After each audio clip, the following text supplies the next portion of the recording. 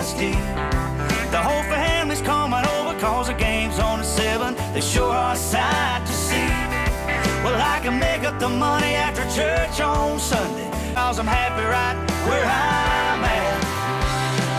I got an old worn out Chevy passed down through my family line. Some kind of old dog showed up on one evening, so I feed him and I call him mine. A clean place to live, a warm place to make love, front porch and a rocking chair. There ain't no doubt about it, don't know how I got it, but it all looks good from here. Oh, it all looks good. I got an old worn out one evening, so I feed him and I call him mine. A clean place to live, a warm place to make love, front porch and a rocking chair. There ain't no doubt about it, don't know how I got it, but it all looks good from here. There ain't no doubt about it, don't know how I got it, but it all looks good from here. Oh, it all looks good, no doubt about it. No, it all looks good, no doubt about it. Yes, it all looks good.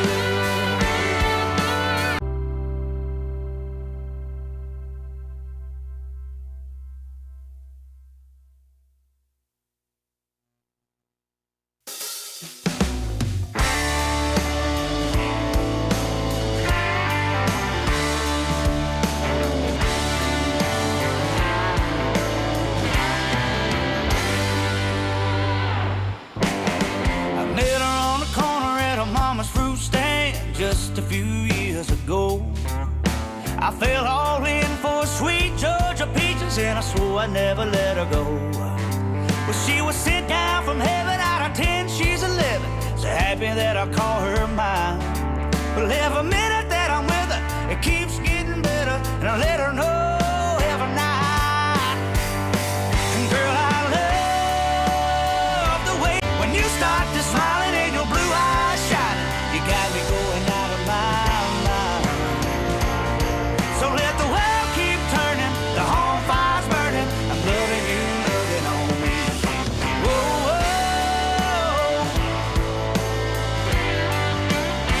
I'm loving you, loving on me.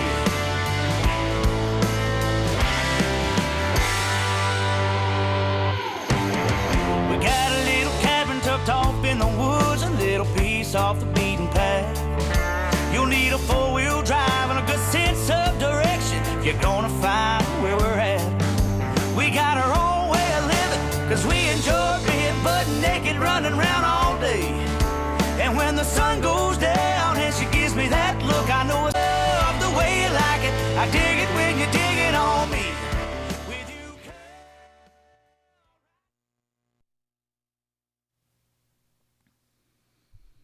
All right, all right. Welcome to another Deconstructed sessions here at the Real Music Nashville Studios, Hendersonville, Tennessee. I'm excited to be here. It's been a minute since we've been in this room, and I have missed it. We got a full audience, and we have a special guest today, Mr. Scott Sean White. Hey, buddy. Hey, man, how are you? Man, this is awesome. Yeah. The people are awesome. Yeah. The room is awesome. Everything. Thank you for love it, having me. man. It's been I think it's been almost maybe a month since we've done our last episode, I think. Really? And I missed it. You just been gone a lot, huh? Yeah, I know the feeling.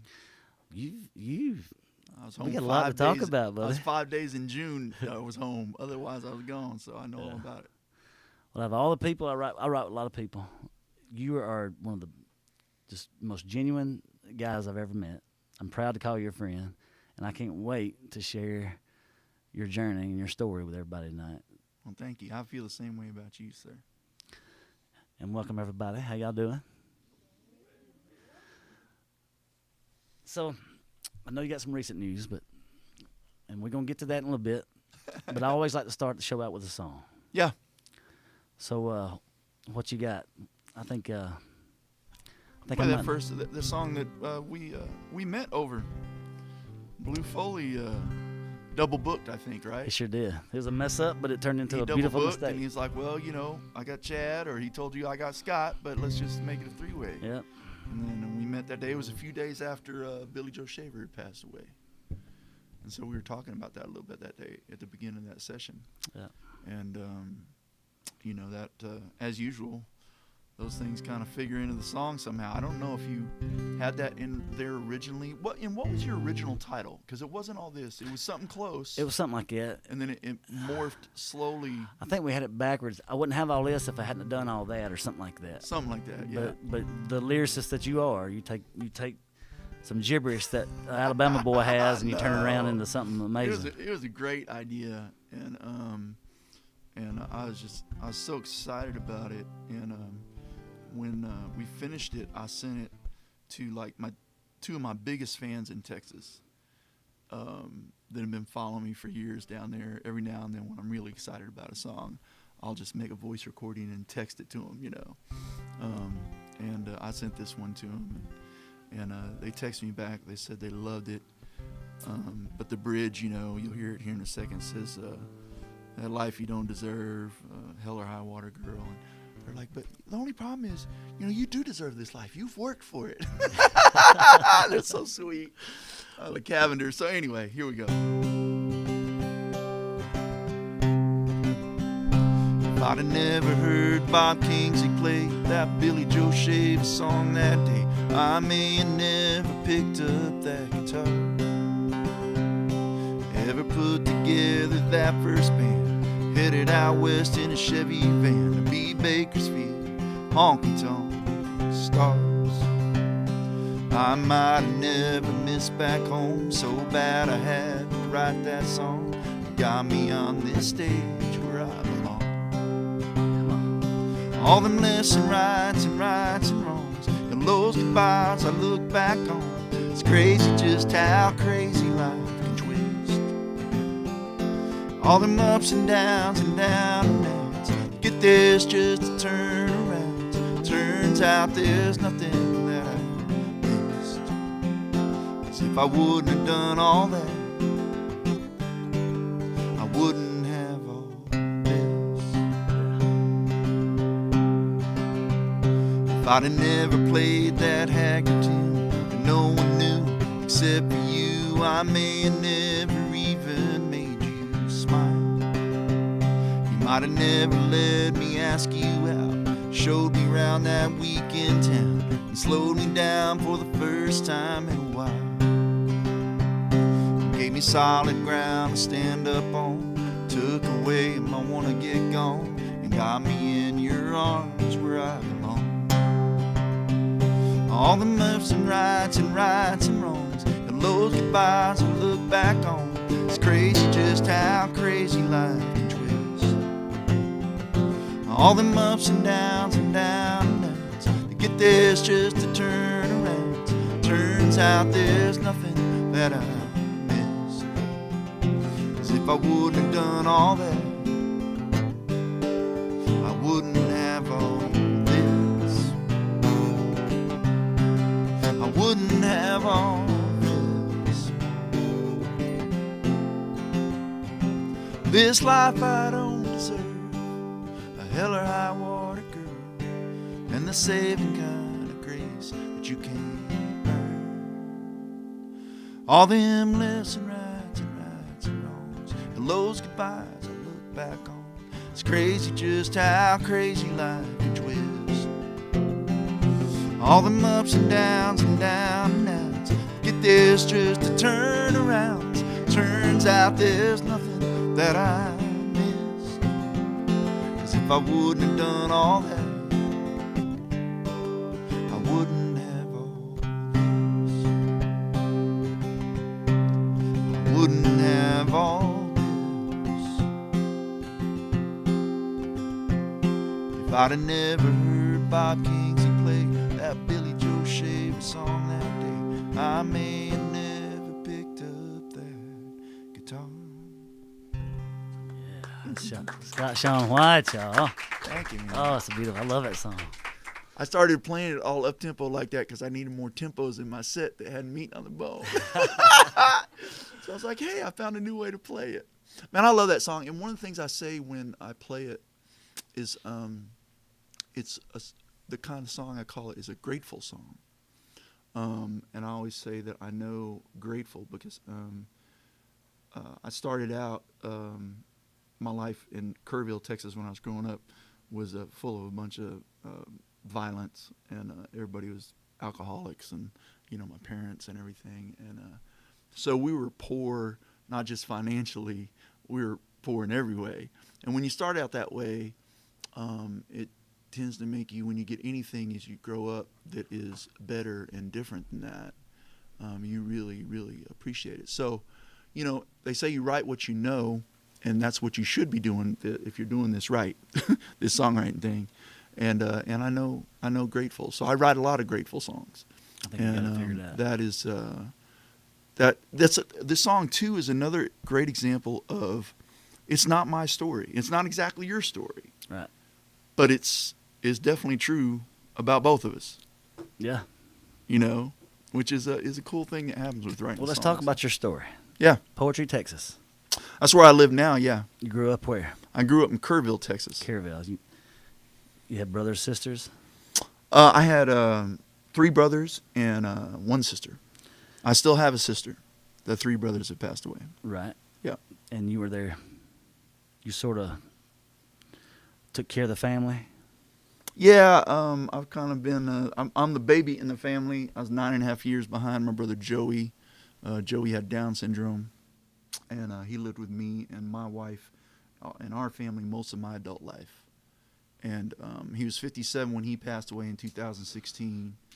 You trying to get me cry today? This is cool. Well, I know that was tough. And but yeah, so he lived with us most of my adult life, and he was a little bit like a son too, because he has Down syndrome. He's eternally a little kid. Yeah. And he was just freaking awesome, and he was mischievous too, and had his days, but he was awesome. So, but yeah, and so my mom drank herself to death basically, and so she had a stroke in August right after I graduated high school. She had her first major stroke, partly from smoking, then partly from drinking, and so I went from making a little extra money on the side at age 18 to supporting her and Joey, which made me grow up even faster, so that's how Joey kind of ended up in my care most of, from there on until he passed away. Well, it makes sense. I hear it in your songs now that you say it. You wasn't given nothing, and what you was given wasn't wasn't what you would want. Well, you know what I'm saying. Yeah. So I guess you are who you are because of it. But man, we don't get what we can't handle. Yeah, that's true. You're full of grace. You're handling it well. Yeah, thank you. I'm proud to be your friend. So you got some. I just lost myself. I had everything right where I was wanting. I just lost it. I'm sorry. So we're gonna go off key here for a second. That's all right. No.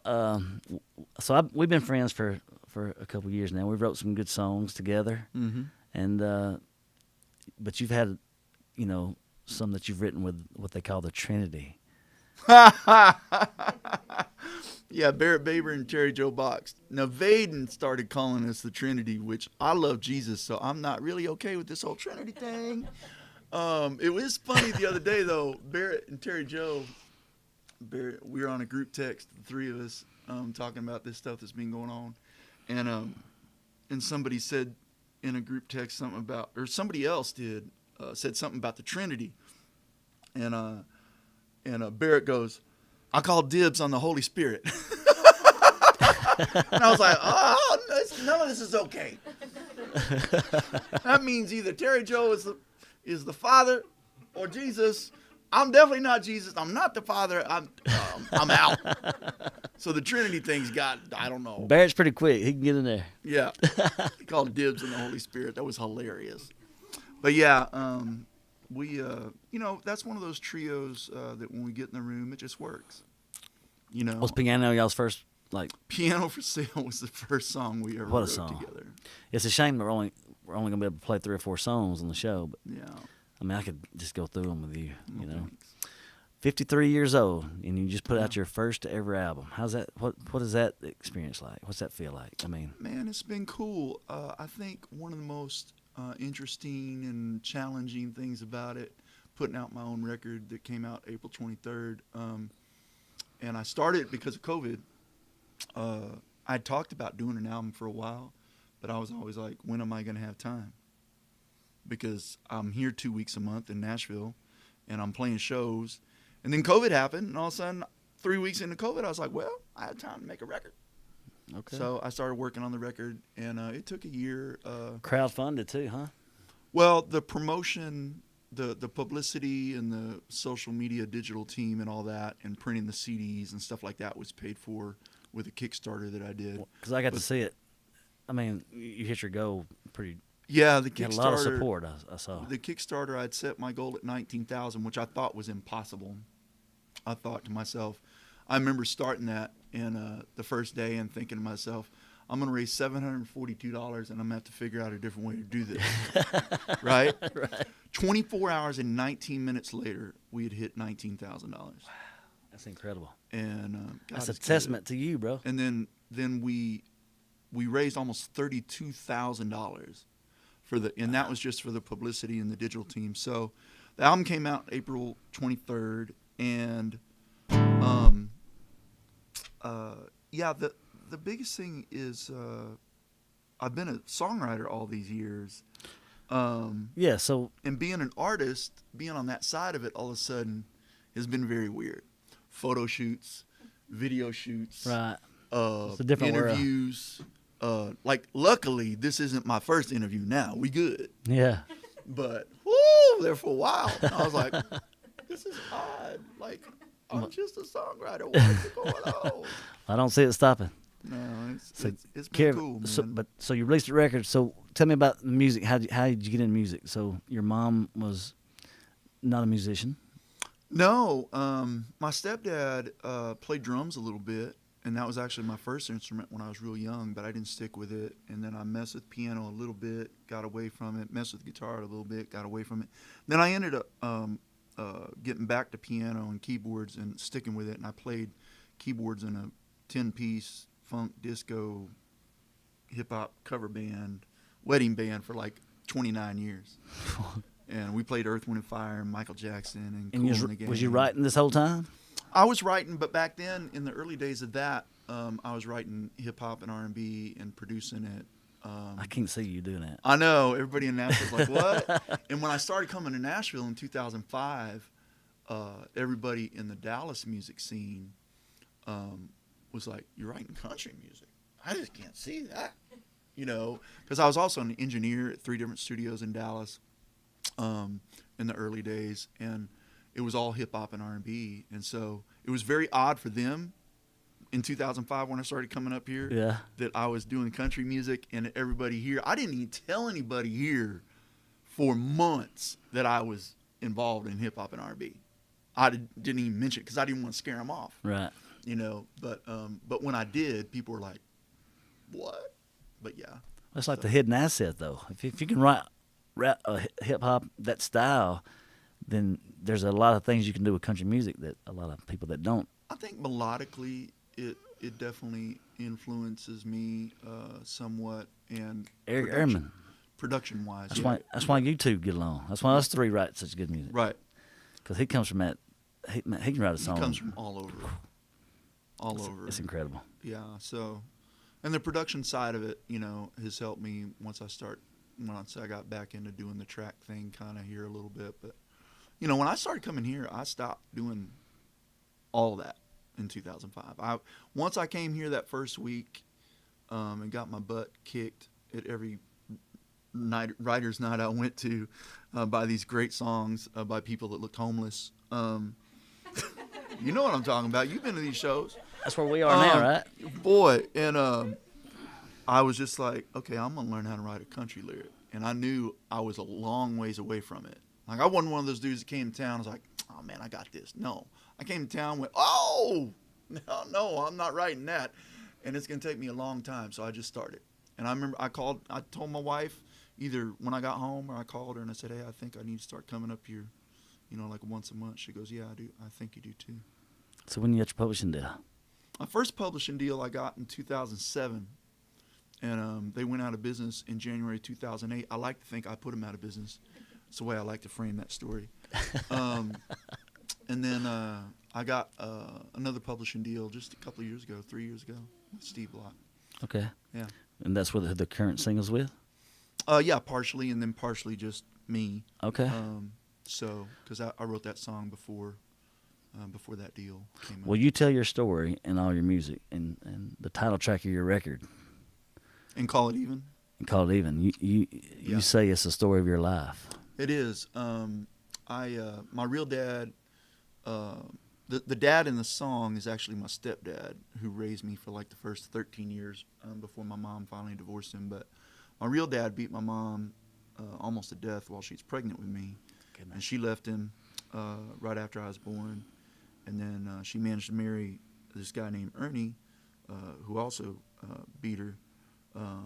Ernie was an alcoholic. Mom became an alcoholic. And so it was insane, to say the least. I mean, we had one fight in our house that involved a .22 rifle getting emptied through the wall of the trailer. At which point, I jumped on my mini bike and rode on paved roads for the first time to my sister's house, because I thought Mom and Dad were going to kill each other. And so, how old were you? I'm betting I was 9 or 10. Wow. When that happened. But it was always like that. Like, it was just, and later I learned it's called a cycle of violence. Yeah. And that's exactly what happened when I was growing up. There'd be a big explosion like that, then everything would be lovey-dovey for like a week, and then it would slowly ramp back up into 2, 3, 4, 5, 6 weeks later, another boom. And that's how it was for, first 13 years of my life. And then she finally divorced him when I was 13. But then she managed to find another guy a few years later that was even crazier. He was cool at first, and then we got a little bit of money when Grandma died, and he went back to drugs. And as crazy as it was with Ernie, it went times 10 with this guy.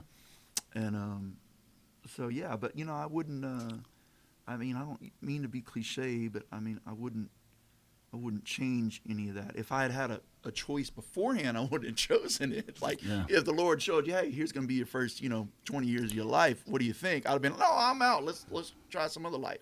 But I wouldn't change any of it. It's made you who you are. What is some good times back when you were little? What's your best memory? Mom. I'm gonna pick some little tiny picture out. I guess that's what songwriters do. But one of my favorite things about my mom was we'd be riding down the road, and she would just randomly, it'd be dead silent, no radio on, and just randomly out of the blue all the time, she'd just go, "I love you." And my stepdad, he said he loved me every now and then. The one thing he didn't ever say was he was proud of me. Which is that important? Yeah. You don't know what's important until you get older. Yeah. And then I realized it drove me most of my life. And so one of the good things about my mom was that she believed in me. That's for sure. She always believed in me. She believed in me almost enough for both of them. But for a young man, no matter how much she believes in you, there's no replacing a father saying that he's proud of you. Mm. And so that's just a permanent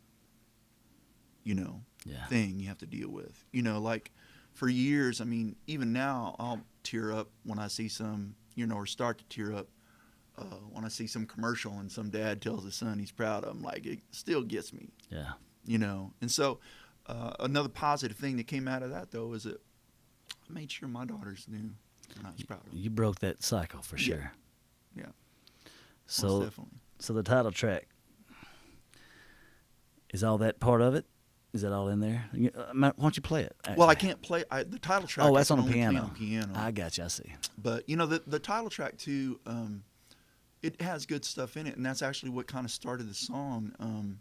In my 20s, I remembered, and this is a story that's in the song. I was driving down the road one day, and randomly I remembered that Ernie, the guy that punched my mom, one day, the last time I said the N-word, he had picked me up from elementary school.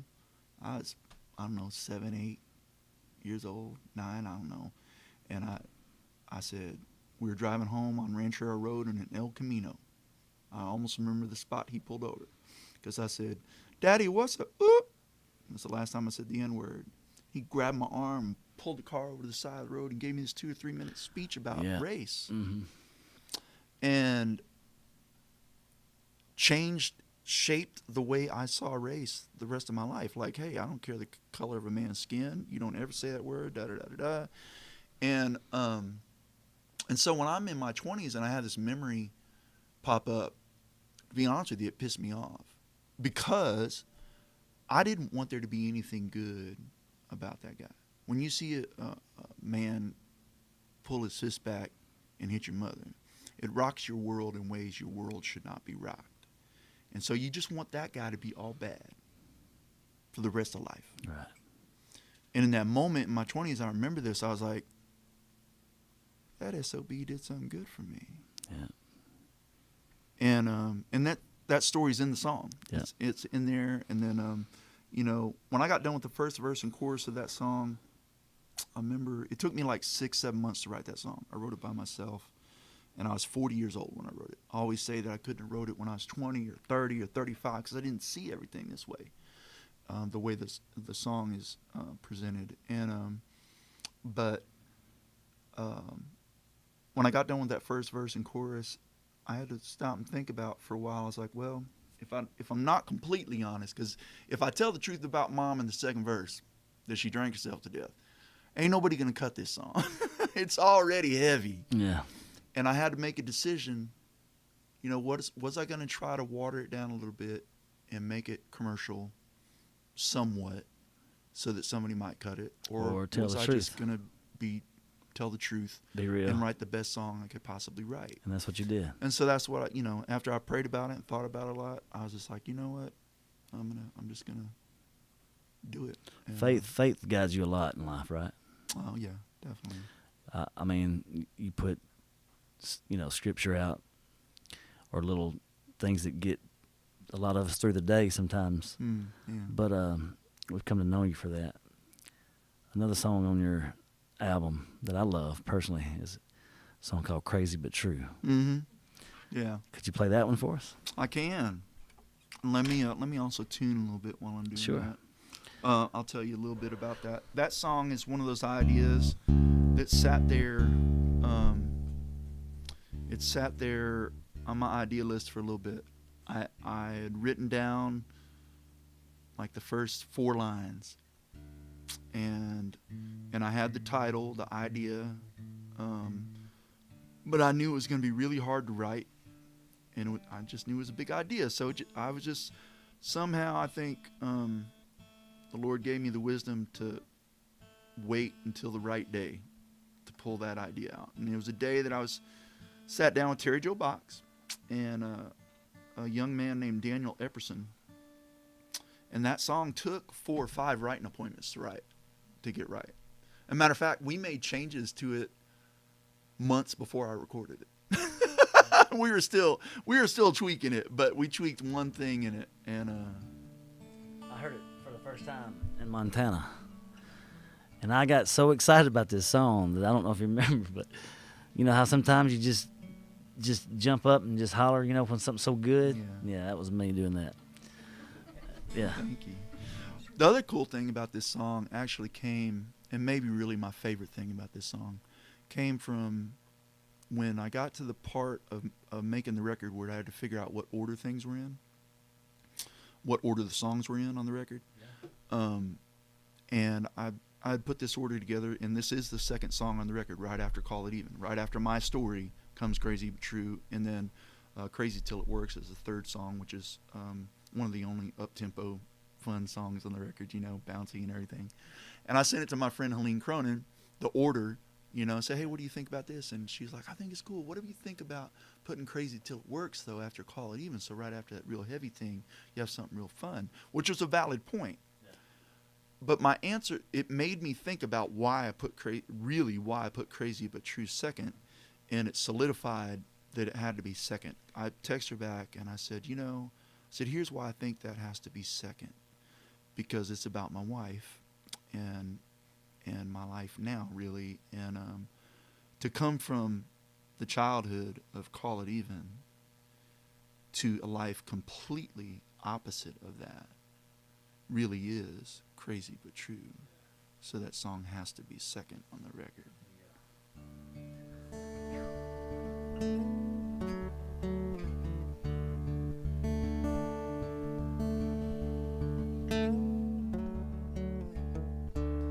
There's a ballad. See, I'm messing it all up. Let me try to play this again. My bad. I didn't expect this one today, so I was like, thank you for putting up with me. You can take a man and put him on the top of a rocket, shoot him to the moon, and get him back home. You can take a couple 100,000 pounds of steel and make it fly or make it float. The sky ain't really there, it ain't blue, crazy but true. Clouds turn into rain, turn into clouds, turn into rain, fills up the ocean, fills our eyes, and rolls down our face. The moon flies round the earth, flies round the sun, just far enough, just close enough to feel it shining down on us. And I get to wake up every day next to you, crazy but true.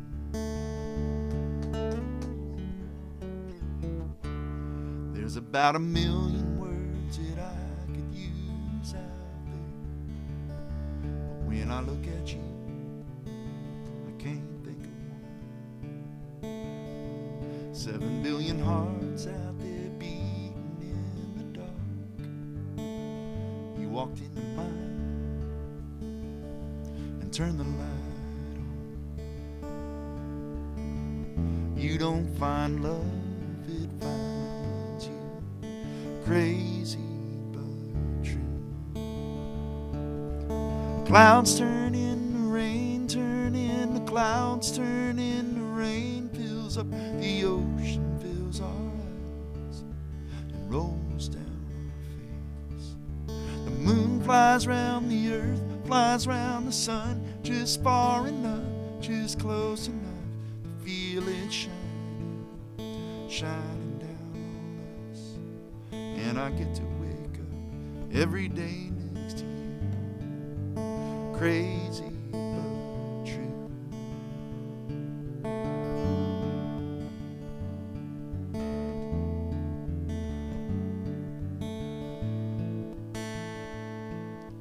Clouds turn into rain, turn into clouds, turn into rain, fills up the ocean, fills our eyes, and rolls down our face. The moon flies round the earth, flies round the sun, just far enough, just close enough to feel it shining down on us. And I get to wake up every day next to you, crazy but true.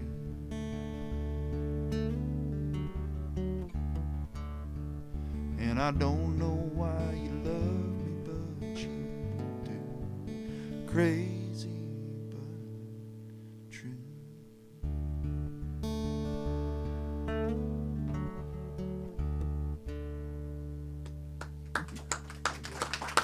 Thank you very much. I would have practiced that if I'd have known. So good, man. I just love it. I love good lyrics. I just love a good song. Thank you very much. Let's take a question from the audience. You want to? Yeah, come on. This is Mitchell, and this is Mr. Cannon back here helping us out today, y'all. Thank y'all. I missed y'all, by the way. I missed you too, and I just met you. Anybody got a question? Anybody for Scott? Cannon, go ahead, buddy. Let's see. So, I often wonder, like, with people that are from out of town that come to Nashville and do the thing, kind of just a few weeks a month and stuff. Like, you know, why not make the jump? Like, it seems like you got such a wonderful community here. I guess your heart's in Texas, or. You know, this is year 17, and so in 2005, I was in that band, and not just playing in the band, but you know, I owned it and managed it, and it was a big deal in Texas. I mean, everybody made a good full-time living off that band, including me. Okay. So A, there was a financial reason. B, at the time in 2005, my daughters, they graduated in 2008 and 2011 from high school. We weren't going to leave. They had been in the same schools with the same friends the whole time. Even if I had had hits, we weren't going to move here then. And then a somewhat famous story among friends is I got involved after my kids graduated. We still couldn't financially afford to move here. I got involved in Big Brothers Big Sisters.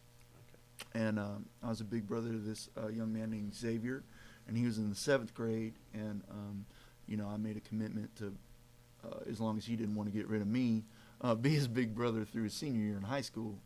So I also wasn't going to leave him because I had made a commitment.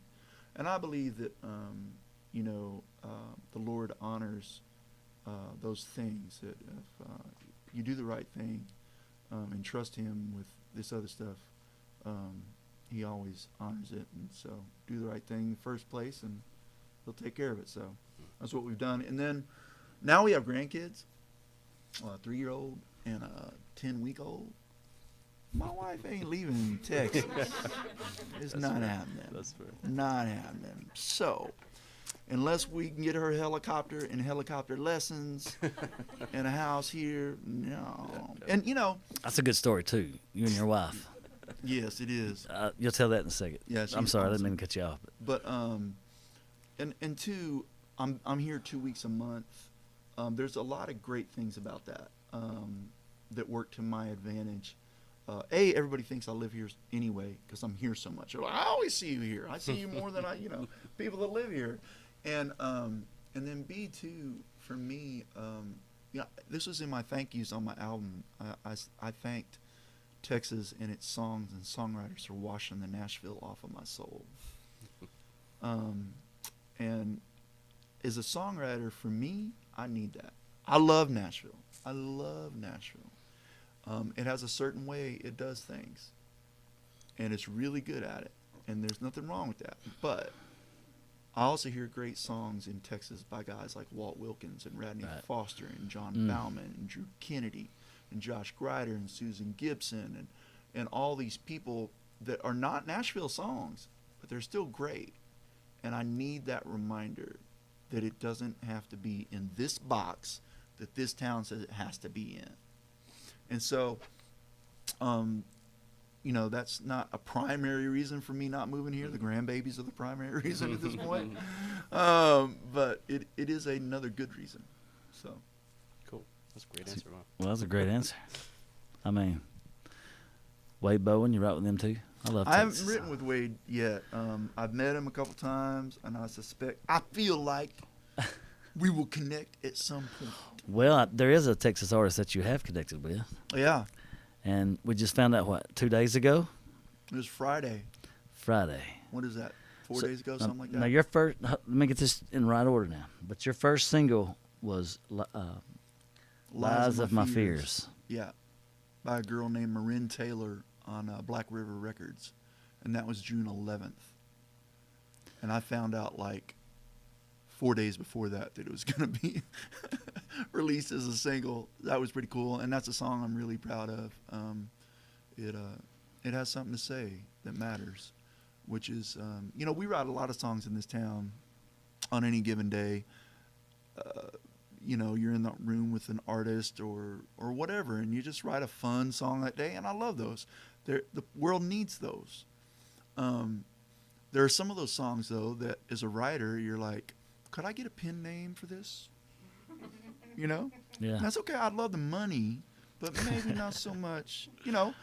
And so I'm thankful that the first 2 songs I've had released by major, you know, by artists on legit labels in this town are songs that I'm proud of, because that doesn't always happen. It could have been some drinking song I wrote 10 years ago, and I'd be like, oh, yeah, let's go. So, well, I think, and those are great too, and let's go. I'm all for it. But for me personally, I'm glad that these songs have something to say that has some weight to it. well, if there's anybody that is bridging Texas and Nashville together, it's Cody Johnson. Yeah. And you just got his latest single. Yeah. How does that feel? It's crazy, man. I found out last Tuesday. He put a thing up on Facebook. I went to Facebook to do something else, and I saw this post. He said, we're putting out 2 more songs on Friday, and, you know, God Bless the Boy, and this song called Stronger. And I was like, oh. And I was hooping and hollering and crying, hooping and hollering and crying. And I knew the song was on the album. I'd gotten the track listing from the label, you know, a few weeks before, so I knew it was on the record. I just didn't know until last Tuesday that they were coming out, and then it came out Friday. And so Friday was anything I had planned to do Friday did not happen, which was awesome. Like, I mean, it was social media was blowing up, your phone's blowing up. Terry Joe and Barrett. Y'all had a listening party, right? Y'all got together.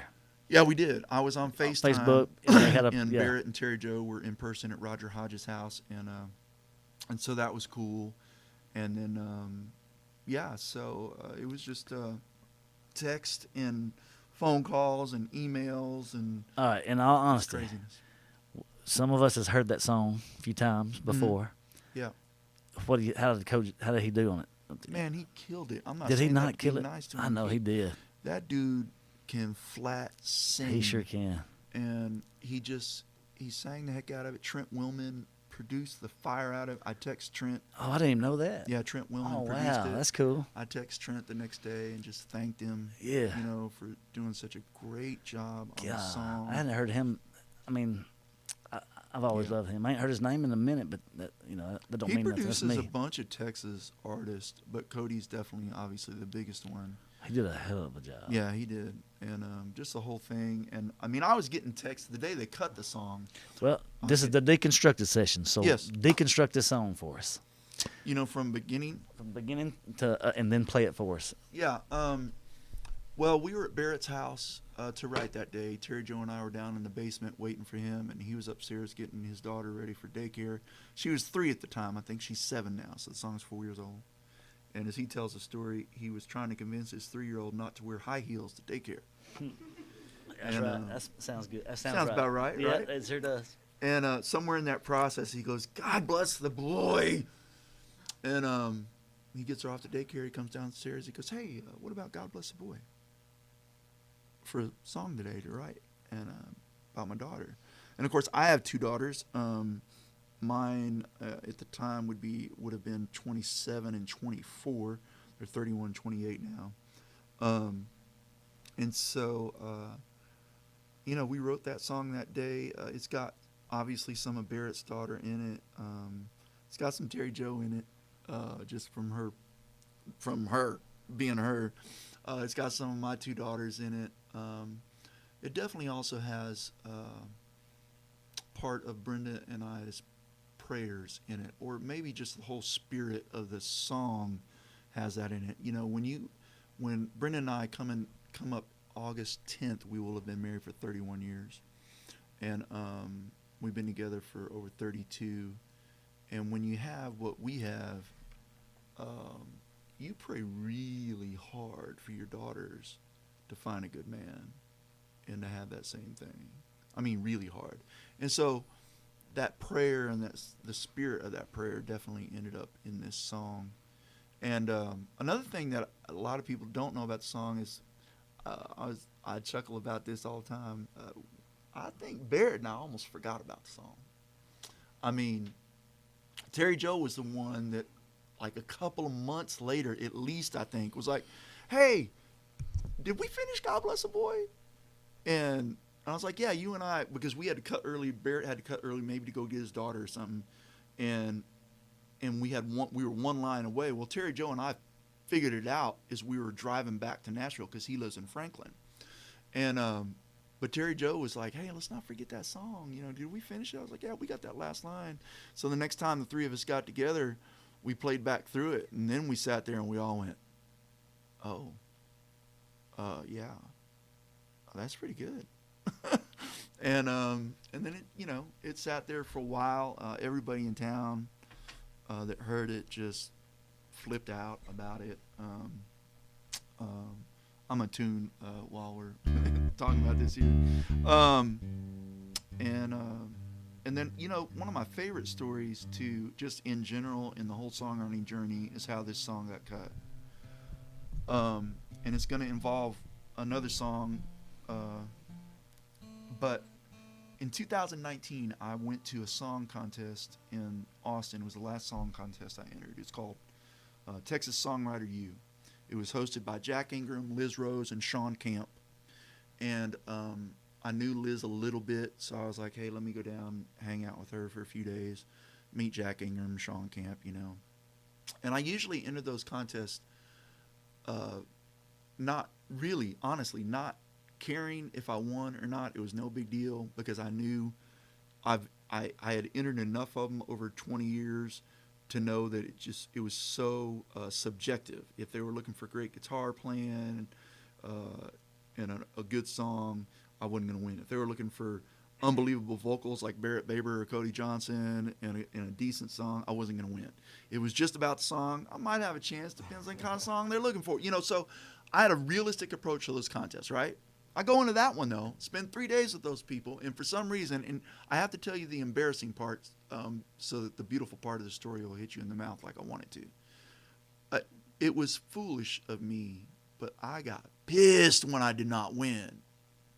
It was just pride, complete, utter foolishness, but I was hot for like 2 hours. No, 3, all the way back to Dallas, right?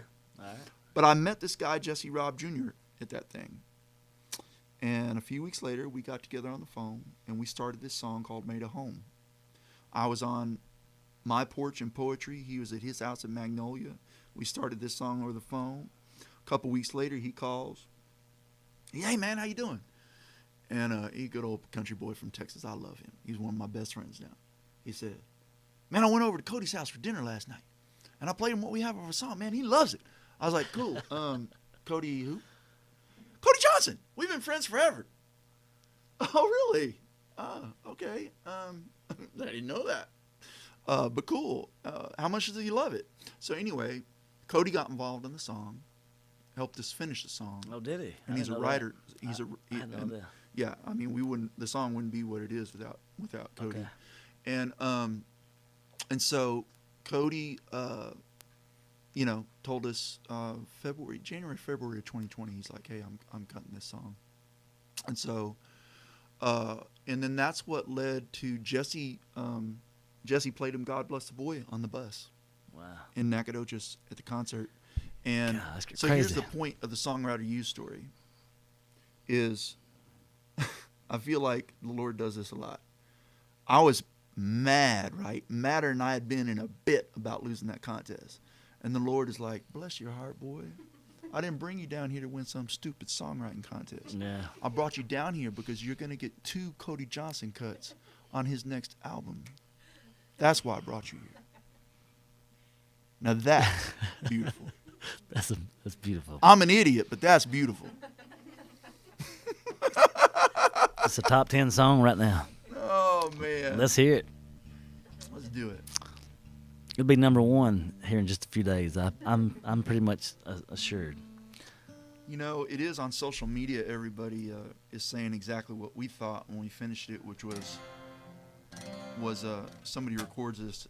It should be the father-daughter dance at every wedding for the next 20 years. Yeah, didn't we see a video already? Somebody put something together already, I think. Oh, Yes. that would be me and my youngest daughter. That's it. Yes. Yeah. Is that you that did that? I did. There's going to be a lot of those coming out. I promise you. You are going to have the wedding daddy-daughter dance at I every made wedding. that video last night and posted it to TikTok, right? And I sent it to my wife and my kids and my son-in-laws, and I said, I dare you not to cry. I dare you. So, here you go.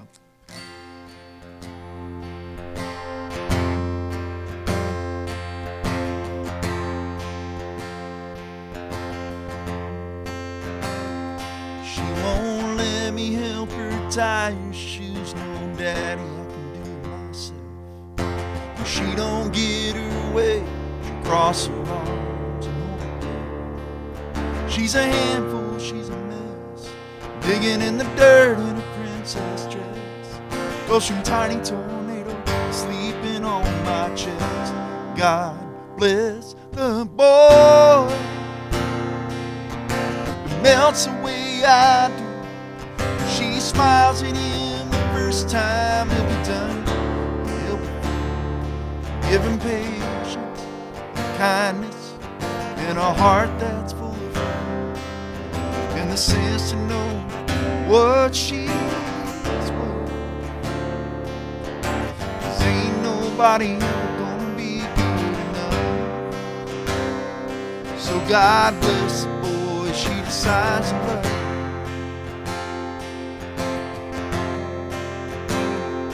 Hope his daddy's teaching him how to shake my hand and look me in the eye. Taking him fishing and busting his butt when he ain't acting right. Hope he's in every prayer his mama sings.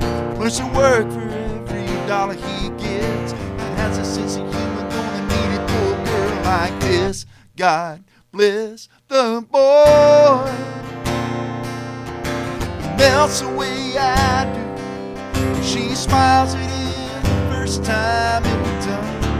He'll be fine. Give him patience and kindness and a heart that's full of love and the sense to know what she's worth. 'Cause ain't nobody ever gonna be good enough. So God bless the boy she decides to love.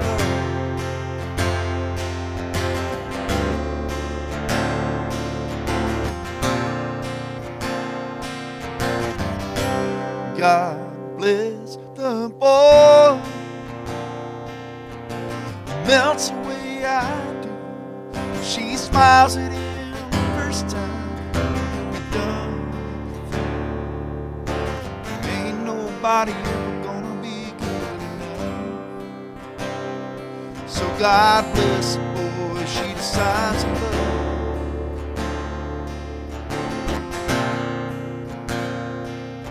God bless the boy she decides to love. I was trying to make the changes in the arrangement that Cody made on the fly. I was like, "Ooh, what?"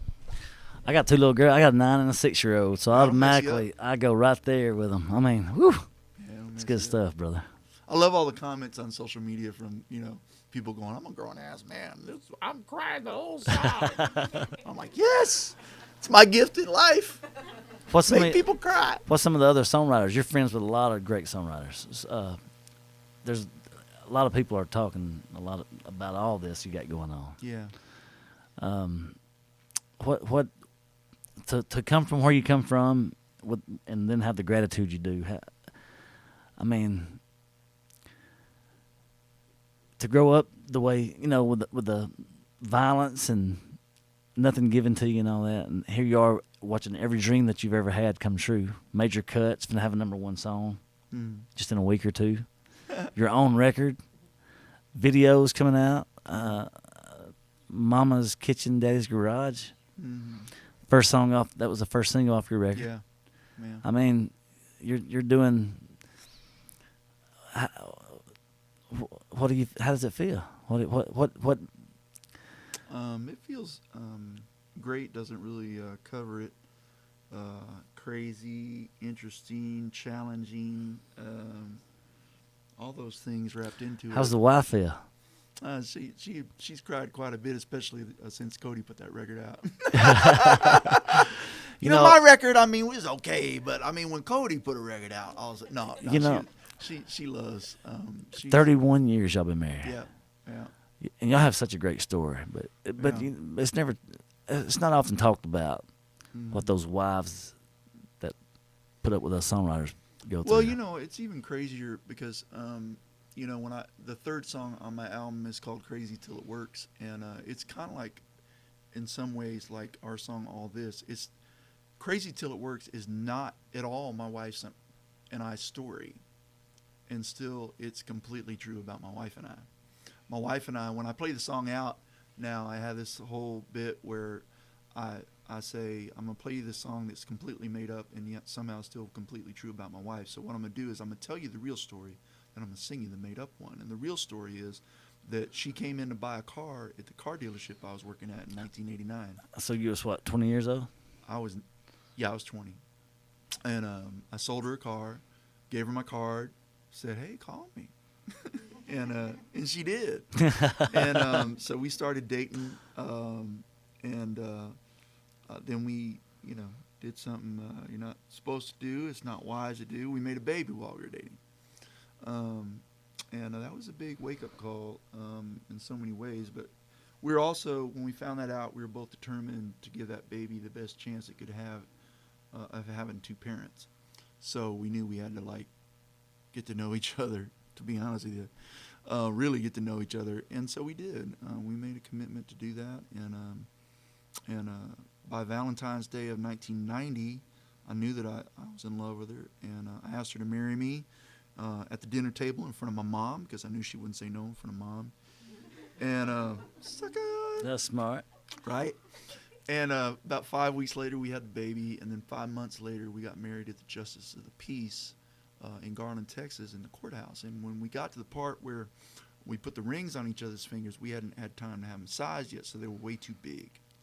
So when we put our hands down at our side, they just fell right off and bounced all over the tile floor in the courthouse. So this Justice of the Peace, I look over at him. I mean, he is rolling his eyes and shaking his head like, man, these kids ain't got a chance in hell. You know, Mom, her 5'1" self is sitting in the front row there at the courthouse. Joey's sitting there. She's holding the baby. And this Justice of the Peace is like, man, they got no chance. And I ain't mad at him. I'd have thought the same thing. But, you know, like I said, come August, we've been together 31 years. And the craziest thing, too, is that when she walked into that car dealership, and I can't wrap my head around all this, the Lord knew the mistakes we were going to make. And he knew that he was going to use that to put the perfect woman in my life who was made for this life that he knew I was going to live. I was 20. I wanted to be a musician. I wanted to do this stuff, but I wasn't yet. I didn't know what it was going to be. I didn't know that 3 weeks into COVID, when I had been home for 3 weeks in a row, at that point, it was the longest I had ever been at home in one stretch since we got together. Wow. Now, that takes a special, certain kind of woman Absolutely. made for that life. And that's the woman that walked into Toyota Town and bought a car for me. Wow. And led to all this. And the Lord knew that. He's like, Crazy, you a but special true. boy, you're going to need some special help. I'm sending her to you in a very out-of-the-box way. You know? And so... Crazy and but true. Yeah, it is. So I'm thankful for his grace and his wisdom, you know. And I'm also thankful for all the things I didn't get. You know, I've been thinking about this a lot lately that, you know, when I was in my 20s, I wanted to be in a famous band, touring, playing arenas and stadiums and all that stuff. And really, I just wanted to do that, like most kids that age, just to be famous, because I thought being a rock star was like the coolest thing ever, right? And I'm so thankful he didn't give me those things. I'm so thankful that his Oh, my answer to those goodness. prayers was no, because Scott, I have something way better for you. Kind of like that songwriter contest. Yes. He's like, you know, I'm trying to let you win the song Absolutely. contest. I'm trying to get you two Cody Johnson cuts. In this case, he's like, look, I know you're going to be a rock star, but you're going to have two amazing daughters that are amazing humans. They're going to go on to be volleyball coaches and teachers and change people's lives, kids' lives in high school. and they're gonna love Jesus and chase Jesus and represent Jesus, and so are their husbands. And this relationship you have with your wife and your whole family is going to be a shining light that's way better than anything you could have got out of being a rock star. Wow. So, Scott, no, you're not going to be a rock star.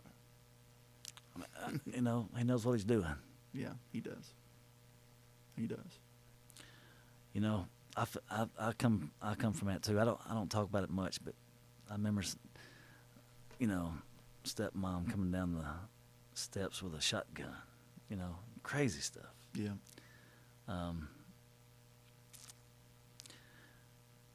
Mama's kitchen, Daddy's garage. Mm-hmm. Where'd that come from? That actually came, it was Helene Cronin's idea. Her mom had just passed away not too long before that, and she was kind of going through her mom's house, you know, trying to figure out what to do with everything. And she was sitting in the kitchen just remembering all their conversations. And then she thought about, well, where did these kind of conversations and where did the parenting happen with my dad? Where did these moments happen with my dad? She said, it happened in the garage. And I'm so thankful she brought that idea to me. It took 3 or 4 writing sessions to write too,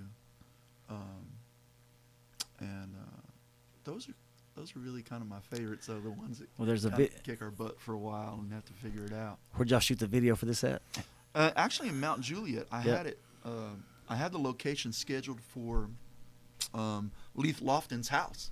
Oh, really? Leith Lofton has a great garage, Yeah. a shop garage in there and all that. Yeah. But then the guy that played Dad in the video is a friend of my publisher, and his name is Buddy. And Buddy called me the day before we shot the video, and he's like, hey, man, I drove by the location because I told him where we were going to shoot it. And he goes, it's cool and all, but I just wanted to throw this at you. My mom's got a beautiful country house in Mount Juliet.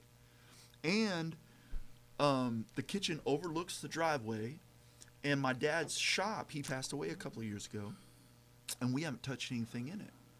And all his tools are still there and everything, you know. So you want to, you know, I know it's the day before, but do you want to, you know, shoot out there? So, well, send me some pictures, you know. And he did. And a few hours later, I was like, that's amazing. So we moved the shoot out there, and then he called me also too a few hours later, the day before, and said, hey, I got a buddy, because there's a line in there about a hot rod engines or something, right?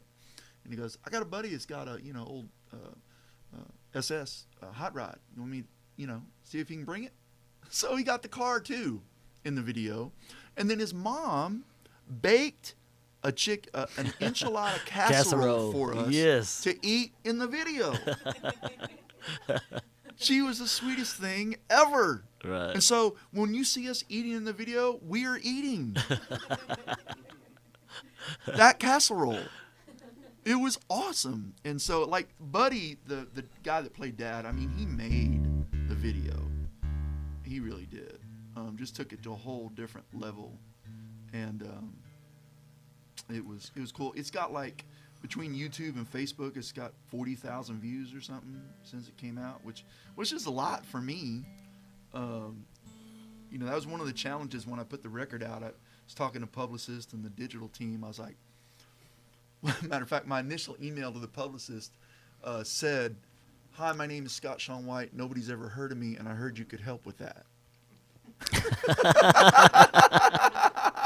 Because it was true. I was like, that is so good. How many followers do you have on Spotify? I don't have anything on Spotify. Oh, well, there's nowhere to go but up. How many listeners do you have? 0. So, yeah. Want to hear the song? Well, yeah, I do. Okay, come on.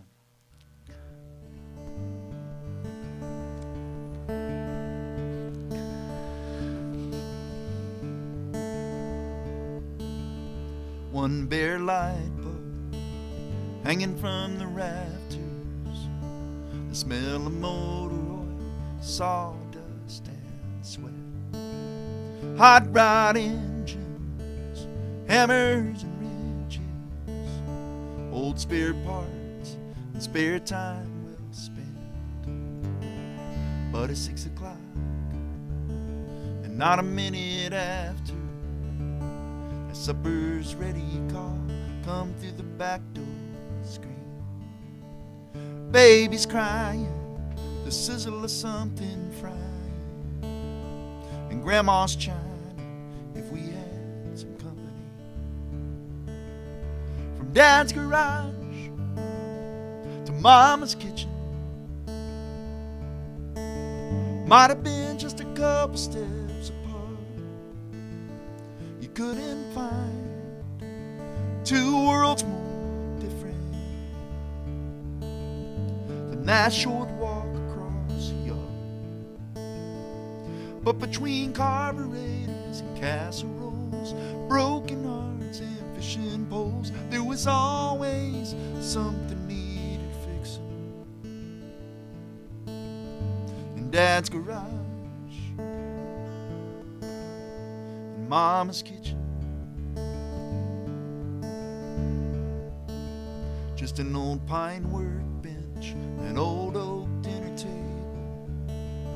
where we talk pickups, pot roast, politics, and Jesus. Most of our problems back then we could solve them with some grit, a little grace, and a lot of grease. From Dad's garage to Mama's kitchen, might have been just a couple steps apart. You couldn't find two worlds more different than that short walk across the yard. But between carburetors and casseroles, broken hearts and fishing poles, there was always something needed fixing. In Dad's garage and Mama's kitchen,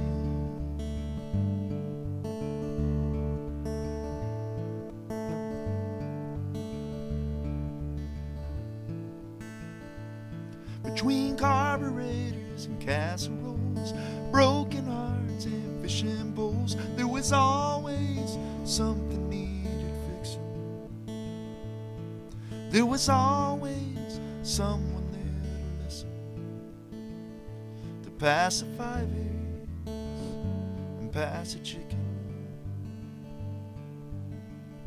In Dad's garage, in Mama's kitchen.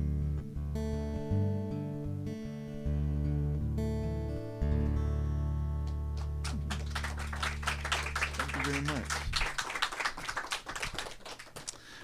Man, I gotta tell you, we've hung out a lot. We've wrote some songs together, some really good songs. Yeah. We've done retreats together. Mm.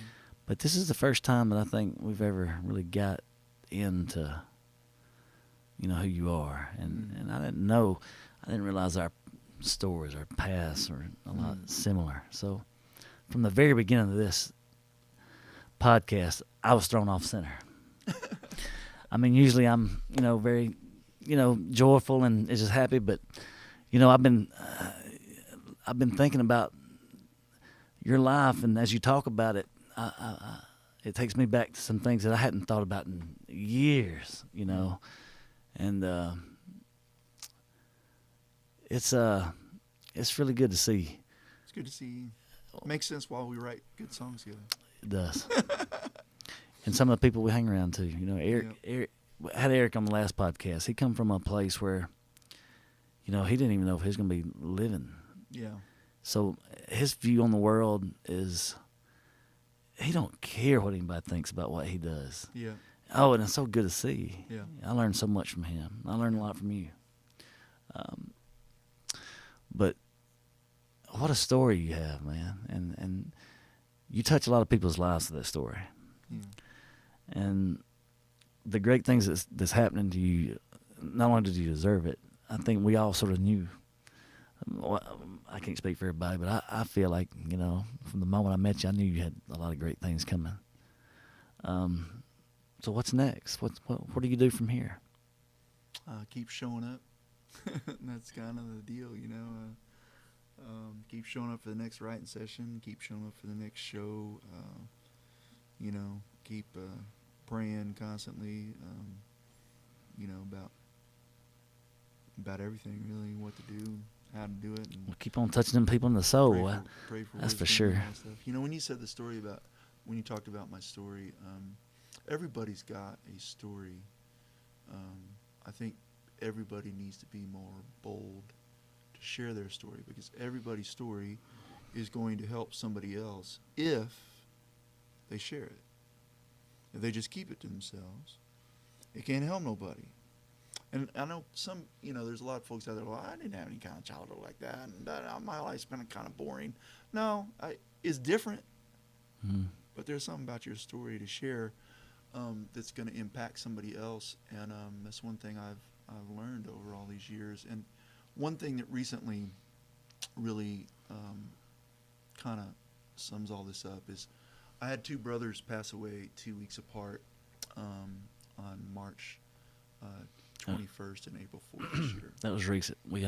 And obviously that was really hard, and it still makes the ground beneath your feet a little shaky. But I remember in the first couple of weeks after that, talking to the Lord and saying, the biggest thing that kind of, besides just the overwhelming sadness, was that I didn't want this to be, I told the Lord, I said, I don't want this to be part of my story. I don't want that kind of attention. Of course, I didn't have a choice. They both passed away, and 2 weeks apart, and it was what it was. But I said to the Lord, I said, I don't want that to be part of my story. And He reminded me, it's not your story. It's mine. And you're just playing a part in it. And I'm going to use my story that is centered around you in this case to affect other people's lives and to do things that you can't even imagine. And I knew that already. I just needed to be reminded of it. And that's better than any rock star dream you could ever have. It is. Well, talking about your mom being beaten and all that good stuff, we work with some good people. I'm sure you do too. So maybe here in a minute I can get Brenda to maybe give everybody a little link to where, if they're part of that, getting abused or anything, there's some people that can help, Yeah. Let's do one more song before we wrap this up. You got one more in you? Yeah, I got one more in me.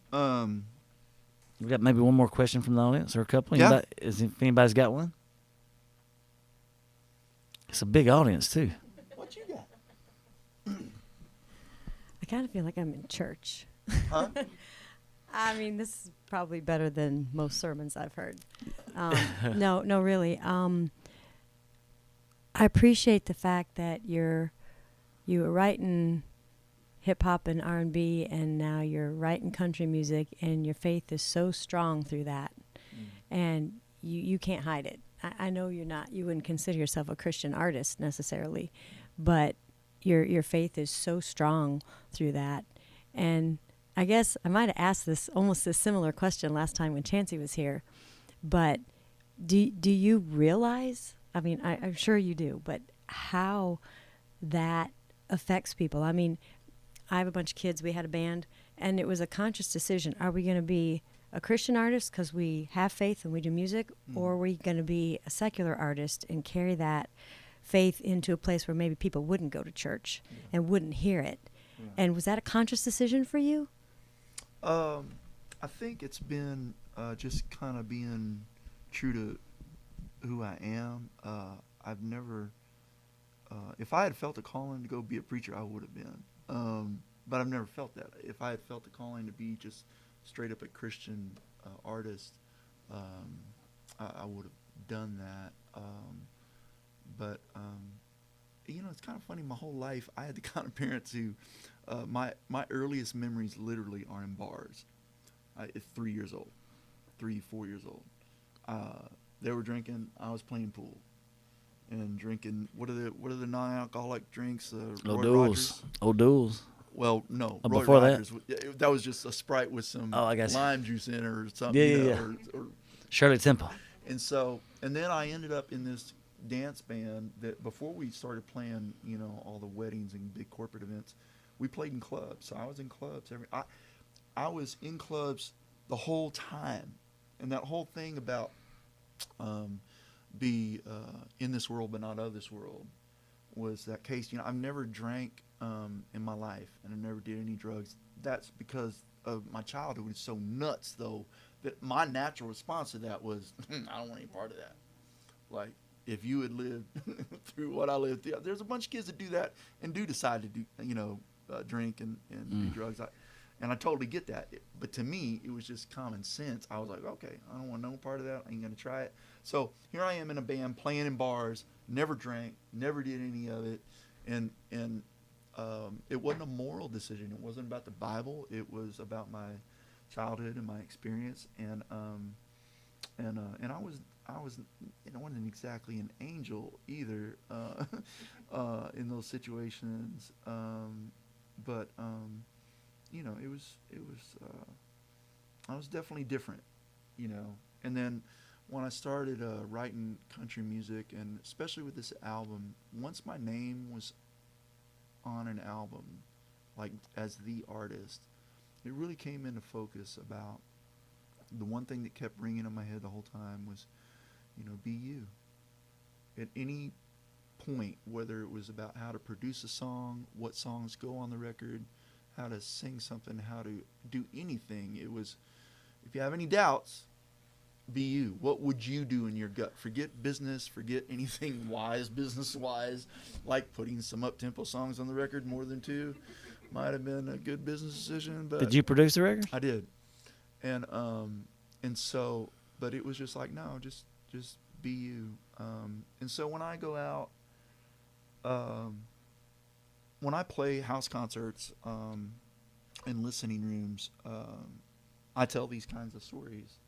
And you're right. Like I can't help but tell these kind of stories if I'm given the opportunity, because they go that they're my story. They're our story. My wife and I and my kids and everything. And I know that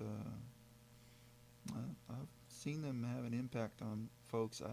I'm very aware that I don't know the full impact, but I have enough people come up to me talking about it that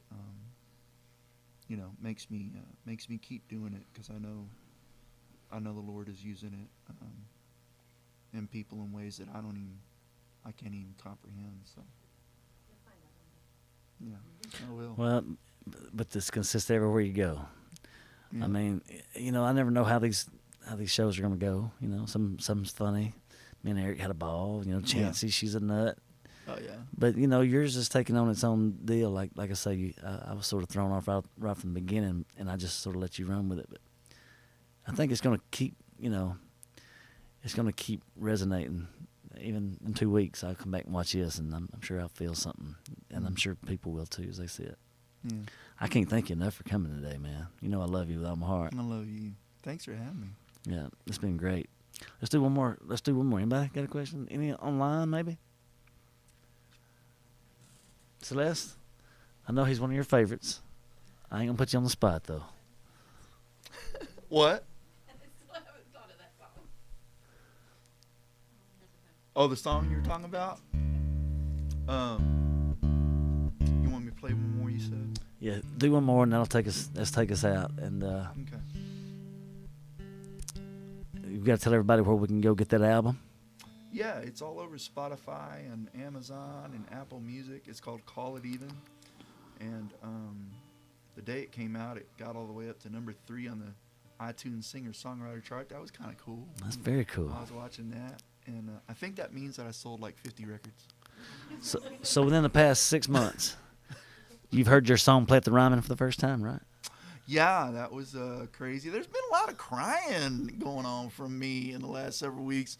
I was at the Ryman for the first time, and Jesse Robb was opening for Cody, and I knew he was going to play. He gave me my first #1 song in Texas called Good Beer, Good Friends, Good Times, or he calls it Good Times. And I knew he was going to play that in his show, and he did. And but in sound check is when I really cried. Jesse's out there just checking his acoustic and his vocal at the time, and he is playing a song that we had just written the Saturday before at the Kojo concert in Nacogdoches. Yeah. and he starts playing this song that is Jesse's story. And you called didn't know I it? Woke Up. You didn't know that he was going to? No, it was just at soundcheck. He didn't play it in his Oh, full okay. show, but in soundcheck when it was just him and his guitar, he started singing this song, and it's a really emotional, cool song. This is Jesse's story, and man, I ugly cried over on the side of the stage. The other weird thing was that the rhyming, because I didn't. Don't tell anybody this, but I didn't like country music until I was like 30 years old. Right. And so the rhyming has never been that holy grail to me, right?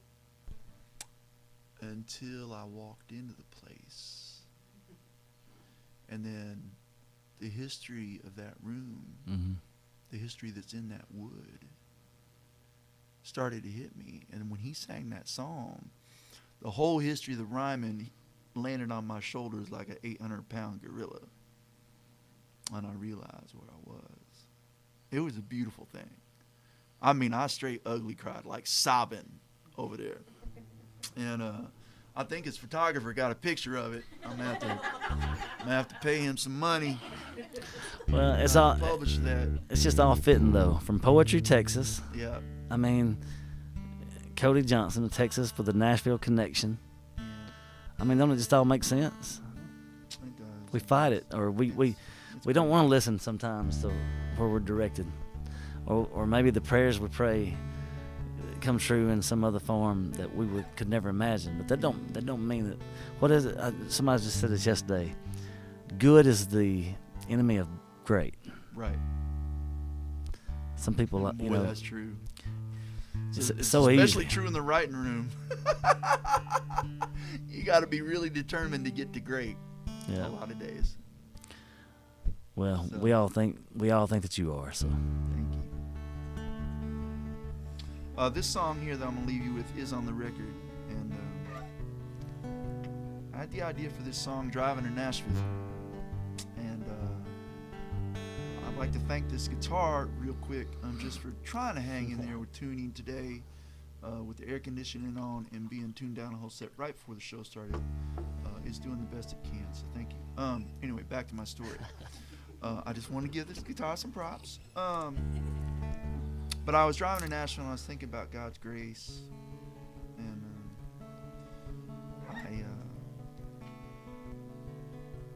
it's kind of, even though I completely believe it, it's kind of unbelievable, Like now we hadn't cried this whole time. Ain't nobody shed no tear, yeah. and here we are in the last song. I'm sorry, but even he just never gives up on anybody, and I was thinking about how I would have left my ass in the dust a long time ago, but he doesn't.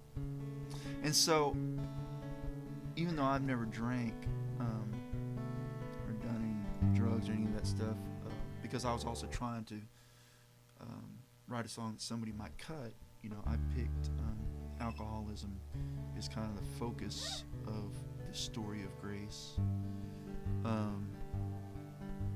And man, years later, my brother Daniel, who passed away March 21st, he came to a show at Cadillac Pizza in McKinney.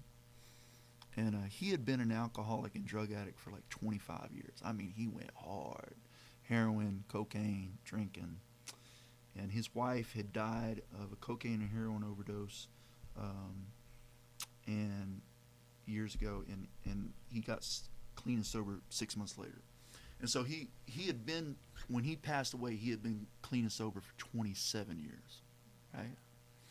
And so this like 10 years ago, he comes to the show and he goes, "So you gonna play my song tonight?" And I was like, "Huh? What are you talking about?" And he goes, "You know that song about God's Not Me?" And I looked at him and I went, I was like, "Oh."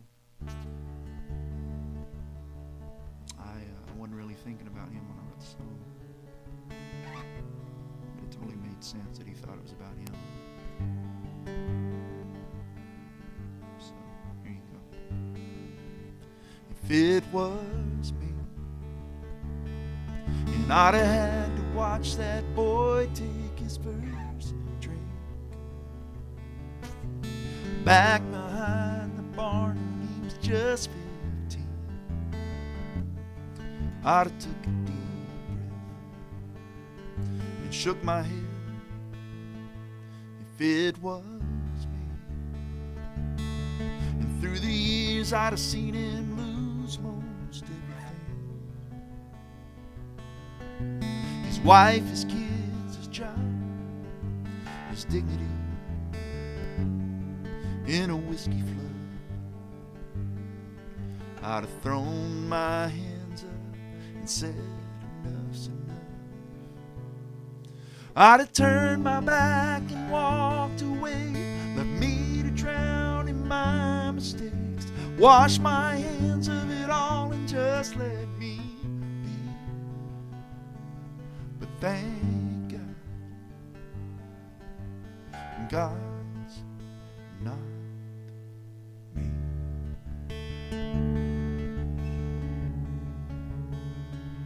If it was me, that guy would have never got a second chance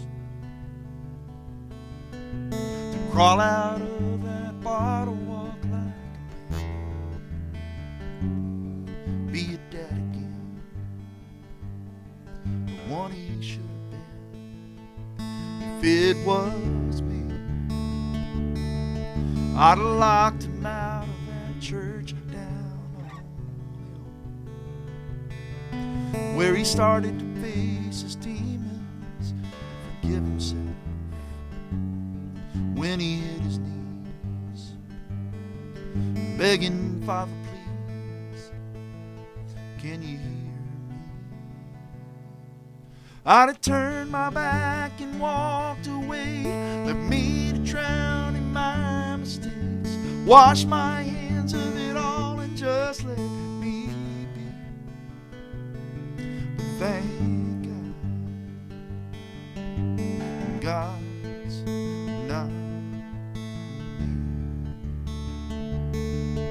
And I know that there will come a day when I walk up to those pearly gates. You'll look at me and we'll both know that if I was him, I'd tell me exactly where to go. And I turn my back and walk away, leave me to drown in my mistakes, wash my hands of it all and just let me be. But thank God,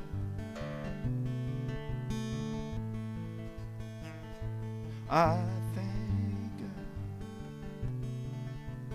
God's not me.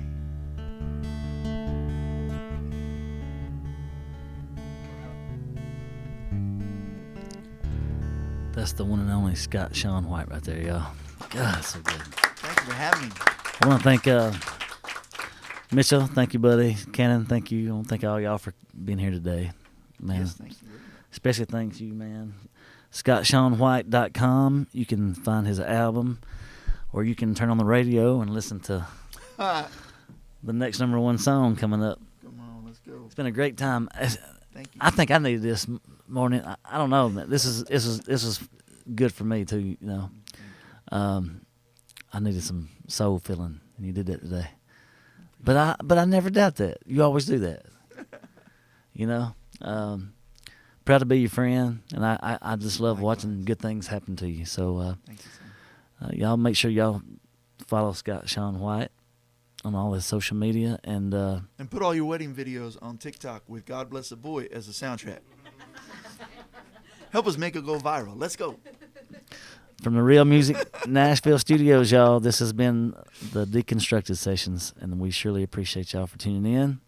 And we'll see y'all next time with another third of the Trinity. Terry Joe Box going to join us.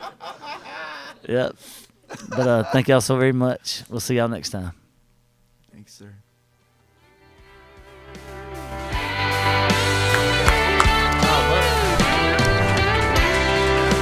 My little woman's in the kitchen whooping up on the chicken, cutting taters, making sweet iced tea. The whole family's coming over cause the game's on at 7. They sure are a sight to see. Well, I can make up the money after church.